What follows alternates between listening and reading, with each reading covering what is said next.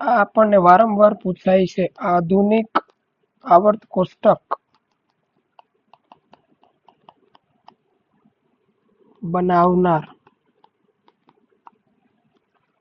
Henry મોસ્લે હતા. 1 માર્કમાં પૂછાય છે. પીવાયક્યુમાં દરેક પરીક્ષામાં જોવા મળતો હોય છે કે આધુનિક આવર્ત કોષ્ટક બનાવનાર વૈજ્ઞાનિકનું નામ શું છે? તો તે હતા હેનરી મોસ્લે. આધુનિક આવર્ત કોષ્ટક આપણે નીચે મુજબ જોઈ શકીએ છીએ. આ આધુનિક આવર્ત કોષ્ટકમાં જેમ આપણે વાત કરી હતી તેમ ઊભા સ્તંભને કહેવાય છે સમૂહ.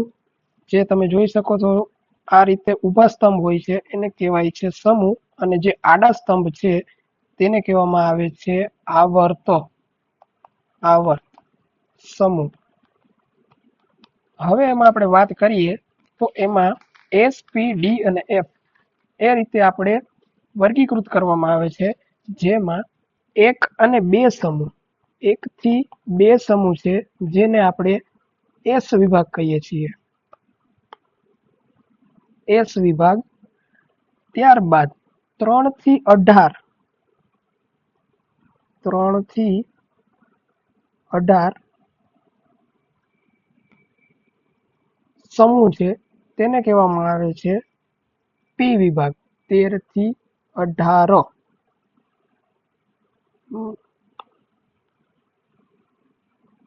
માફ કરજો, 13 થી 18 તેને આપણે કહેવામાં આવે છે પી વિભાગ. ત્યારબાદ જોવા મળે છે આપણને 3 થી 12, આ છે 3 થી 12 તેને કહેવામાં આવે છે ડી વિભાગ. આ આપણો એસ વિભાગ, આ આપણો પી વિભાગ, આ આપણો ડી વિભાગ. હવે આપણને અંતમાં જોવા મળે છે એફ વિભાગ, જે આપણે અહીંયા છે. તેને આંતર સંક્રાંતિ તત્વો પણ કહેવા મળે છે. એસ વિભાગમાં આપણને ખ્યાલ છે સમૂહ 1 થી 2 છે. પી વિભાગમાં સમૂહ ખ્યાલ છે આપણને 13 થી 18 છે. ડી વિભાગમાં સમૂહ ખ્યાલ છે આપણને 3 થી 12 છે. જે ખાલી આપણે ઉપરોક્ત માહિતી પ્રમાણે છે, આટલું ડીપમાં પૂછતા નથી, પણ આપણને ખ્યાલ હોવો જોઈએ હાર, સમૂહ અને આવર્ત. ત્યારબાદ આપણે જોવાનું છે હવે કુલ તત્વો કેટલા છે. કુલ તત્વોની સંખ્યા છે 118, જેમાં કુદરતી રીતે મળતા 94 તત્વો છે અને કૃત્રિમ રીતે મળતા 24 તત્વો છે. એમ કુલ કરતા આપણને 118 તત્વો બને છે. હવે આ જ કોષ્ટકમાં મળી આવતી આપણા ચેપ્ટરની મહત્વના ધાતુઓ અને અધાતુઓ.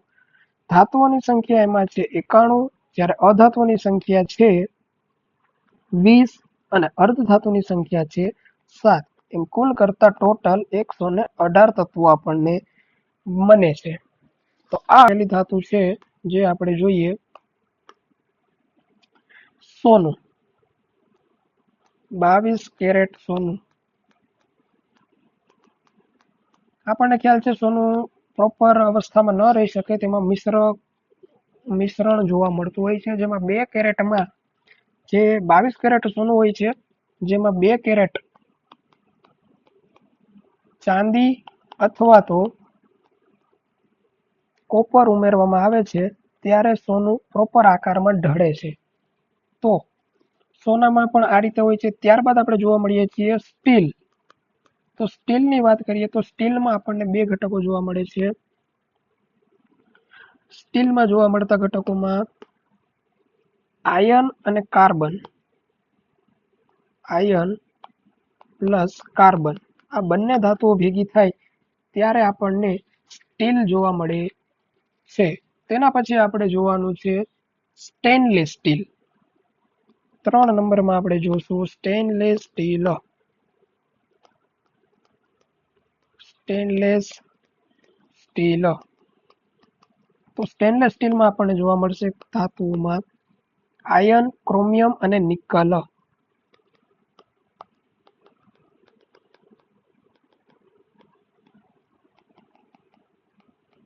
ત્યારબાદ આપણે જોવાની છે બ્રાસ.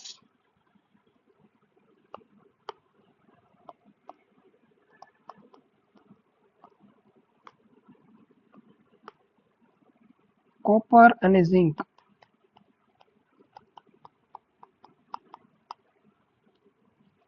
પછી આવે છે કાંસુ.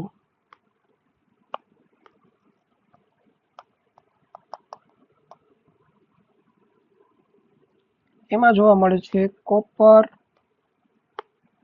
અને ટીન. કોપર અને ટીન.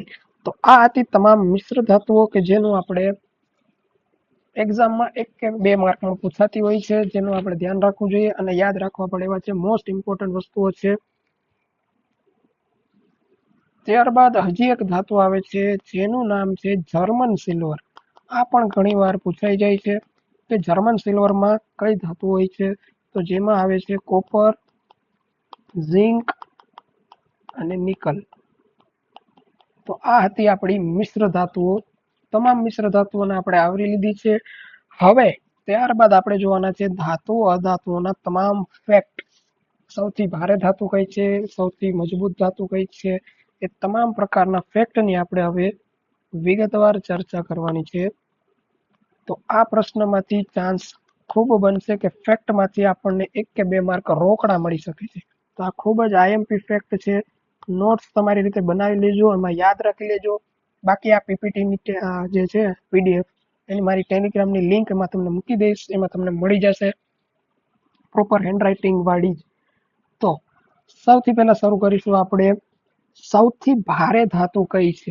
પહેલો જ ટોપિક આવે છે, સૌથી પહેલો જ મુદ્દો, સૌથી ભારે ધાતુ. સૌથી જેમાં પછી આપણે જોવાનું છે સૌથી સક્રિય ધાતુ.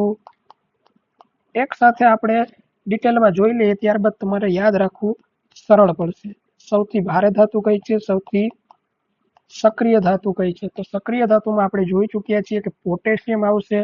ત્યારબાદ જોવાનું છે સૌથી મજબૂત ધાતુ. સૌથી મજબૂત ધાતુ. ત્યારબાદ જોવાનું છે આપણે સૌથી ઓછી સક્રિય ધાતુ. એ પણ મેં તમને હમણાં અગાઉ કહી દીધું હતું. સૌથી ઓછી સક્રિય ધાતુ. પછી આપણે જોવાનું છે ઉષ્મા અને વિદ્યુતની મંદવાહક ધાતુ કઈ છે.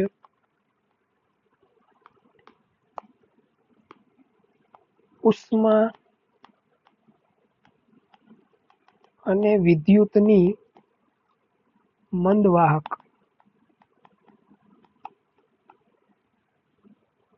પછી આવશે પૃથ્વી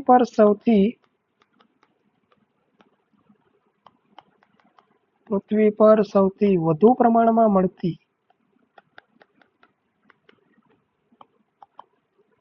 ધાતુ કઈ છે.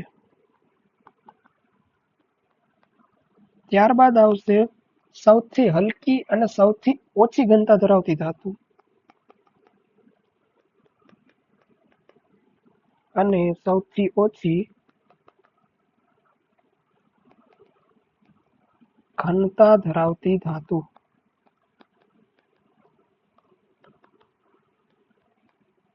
ત્યારબાદ આવશે સૌથી નરમ ધાતુ કે જેને ચપ્પુ વડે કાપી શકાય છે. આપણે જોઈ ચૂક્યા છીએ.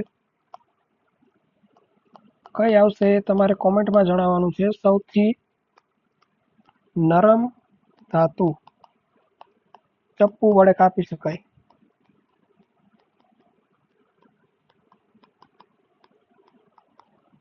ત્યારબાદ આવશે પ્રવાહી ધાતુ.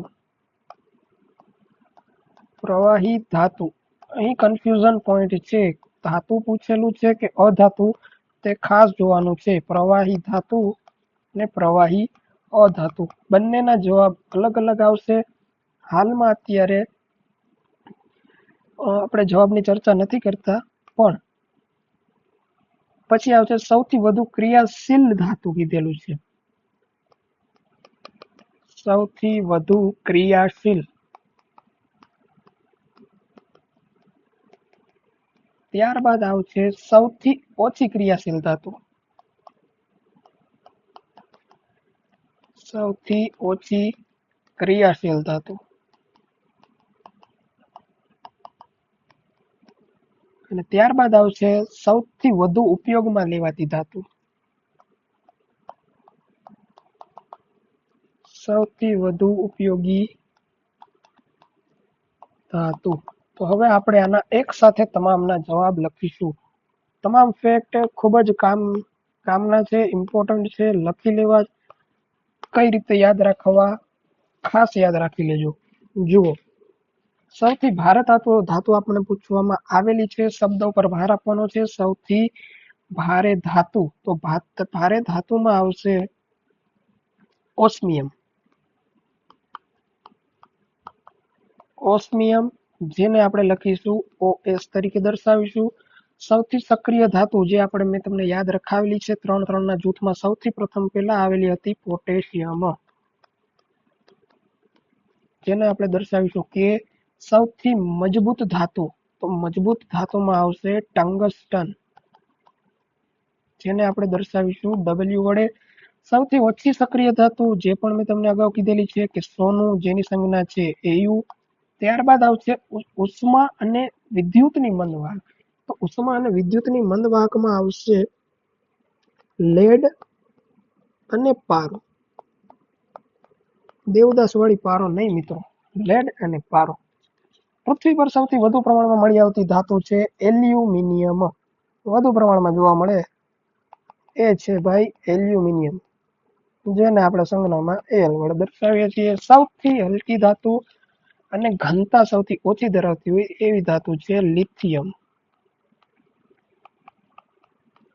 ત્યારબાદ આવે છે સૌથી નરમ ધાતુ, જેને ચપ્પુ વડે કાપી શકાય, તેનું નામ છે સોડિયમ, જે મેં વાત કરેલી હતી. કેરોસીનમાં રાખવામાં આવે છે. પ્રવાહી ધાતુ, અહીં ધાતુ શબ્દ વાપરેલો છે. પ્રવાહી ધાતુ આવે ત્યારે પારો Hg, જ્યારે પ્રવાહી અધાતુ આવે ત્યારે લખેલું આવે છે બ્રોમીન, Br કહેવાય છે. સૌથી વધુ ક્રિયાશીલ ધાતુ, એમાં આવશે સીઝિયમ, જેને CS વડે દર્શાવવામાં આવે છે. અને સૌથી ઓછી ક્રિયાશીલ ધાતુમાં આવે છે ફ્લોરિન, જેને F વડે દર્શાવવામાં આવે છે. અને સૌથી વધુ ઉપયોગમાં લેવાતી ધાતુ એટલે આયર્ન, લોખંડ, આયર્ન. ચાલો, લોખંડ આપણને ખ્યાલ છે, સ્ટીલ, પોલાદ વગેરે જે ભૂગોળમાં આવે છે, મોટા મોટા પ્લાન્ટ હોય છે, જે ખૂબ જ વધુ પ્રમાણમાં ઉપયોગમાં લેવામાં આવેલું છે. તો આ હતું આપણું તમામ ફેક્ટ. ત્યારબાદ આપણે જોઈ લીધી મિશ્ર ધાતુઓ. તો સંપૂર્ણ અહીંયા આપણે તમામ ધાતુ